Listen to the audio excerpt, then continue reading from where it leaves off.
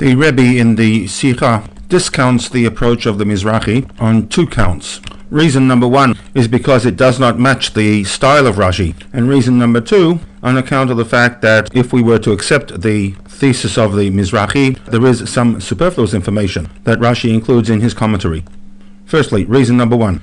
Let us return for a moment to the opening pasukim of the Akedah Bereshit 22.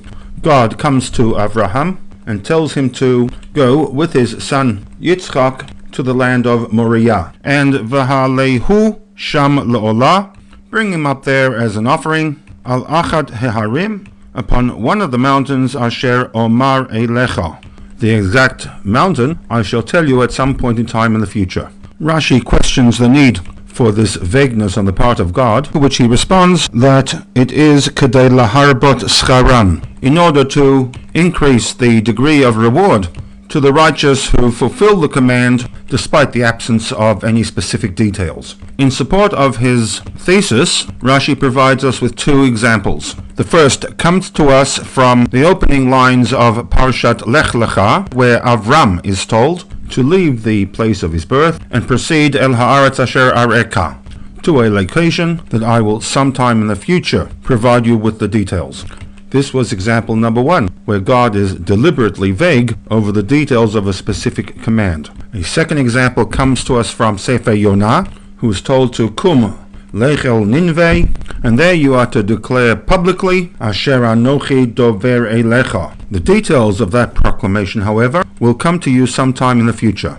Once again, the incident with Yonah is brought in support of Rashi's thesis that God is purposely vague with respect to the details that he provides in order to increase the reward for the fulfillment of his command. In comparing the terminology used by Rashi with respect to Avraham and the Akedah to that used in his commentary to the words Bekesef Maleh, will reveal a nuanced change in the presentation of information. In referring to the second example, the one from Yonah, Rashi writes V'chein b'Yonah, and then goes on to quote the pasuk. In Parshat Chayei Sarah, Rashi writes V'chein David amar le'aravna, rather than V'chein b'David, comma, followed by the specific textual reference. With this nuanced change, it would suggest that Rashi is offering not just an example where the term maleh is used in conjunction with kesef, as argued by the Mizrachi, but rather the inclusion of the reference to David HaMelech purchasing the field adds in some way to the understanding of the purchase of the Ma'arat HaMachpelah by Avraham Bekesef Maleh.